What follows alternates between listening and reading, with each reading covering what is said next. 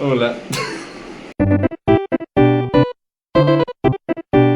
La filosofía del derecho se ocupa de preguntas fundamentales sobre la naturaleza, propósito y relación del derecho con la sociedad y la moral. En este video te explicaré 8 tópicos importantes para la filosofía del derecho, como lo son el justnaturalismo, el positivismo jurídico, la sociología jurídica, el justmarxismo, las corrientes contemporáneas de la filosofía del derecho, el estructuralismo, la escuela semiótica y la ciencia de la sociología jurídica.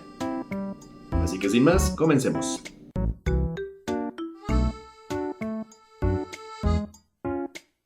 Comencemos por definir el justnaturalismo, el cual sostiene que el derecho se deriva de principios morales inherentes a la naturaleza humana. Sugiere la existencia de un derecho natural superior que las leyes positivas deben reflejar para ser legítimas.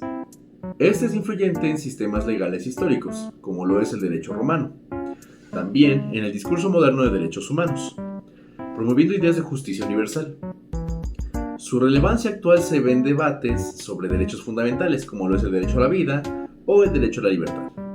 Un ejemplo de esto es la Declaración Universal de Derechos Humanos, el cual refleja principios justnaturalistas al establecer derechos inalienables. Dícese de los derechos fundamentales que no pueden ser negados por el gobierno o autoridad.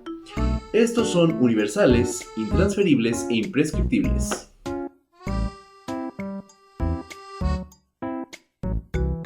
Ahora, pasando al positivismo jurídico, este ve el derecho como una construcción social, separada de la moral, válida por su origen en el Estado. La validez depende de su promulgación y no de su contenido ético. Juristas como John Austin han definido este como el comando de un soberano. También, H.L.A. Hart fue quien introdujo conceptos como las reglas de reconocimiento. Es crucial en sistemas positivistas, como lo es el sistema civil europeo. Un ejemplo de esto es que las reglas de tránsito son introducidas por el Estado, independientemente de su moralidad.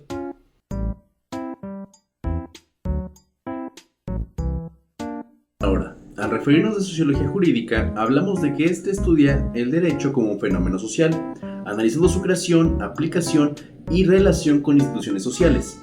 Utiliza métodos sociológicos como encuestas y análisis estadístico. Para interpretar Emile Durkheim destacó cómo el derecho refleja la integración social, mientras que Max Weber analizó su relación con la racionalidad burocrática. Es esencial para entender el impacto social del derecho como en las políticas públicas. Un ejemplo de esto es el estudio sobre el acceso a la justicia en comunidades marginadas.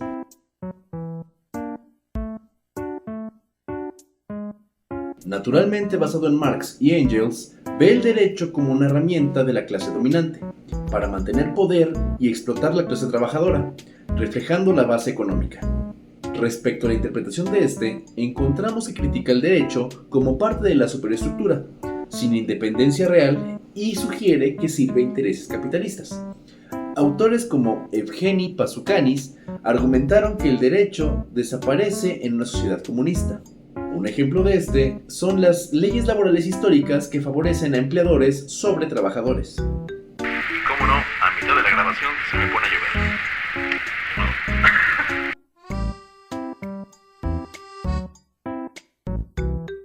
Cuando hablamos de corrientes contemporáneas de la filosofía del derecho, encontramos que incluyen enfoques modernos como el estudio del derecho, economía del derecho y posmodernismo, abandonando problemas actuales y criticando teorías tradicionales.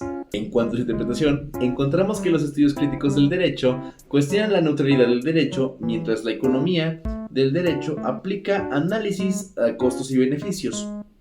Estas corrientes reflejan la evolución del pensamiento legal frente a la globalización y la desigualdad. Un ejemplo de esto son los análisis económicos de sentencias judiciales para maximizar eficiencia.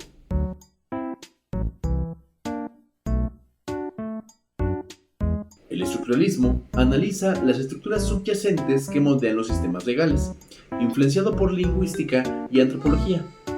Ve el derecho como reflejo de estructuras sociales o sistemas de signos. En su interpretación encontramos que puede examinar cómo el derecho refleja jerarquías sociales.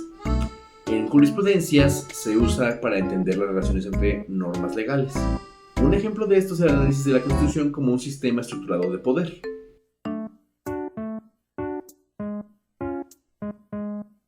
La escuela semiótica, por otra parte, aplica semiótica al derecho. Que a todo esto, la semiótica es una disciplina destinada a comprender cómo se articulan los procesos de significación, lo cual conduce hacia dos campos del saber, la lingüística y la teoría del conocimiento.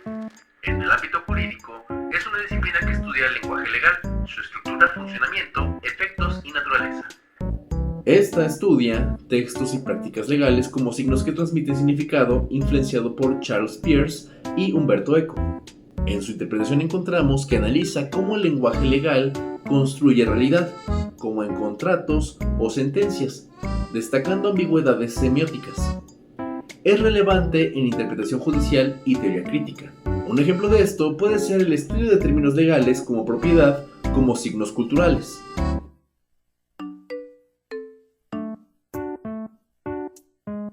Y como último, encontramos que la ciencia de la sociología jurídica probablemente se refiere al estudio científico de la sociología del derecho, enfatizando métodos empíricos y sistemáticos para analizar su impacto social.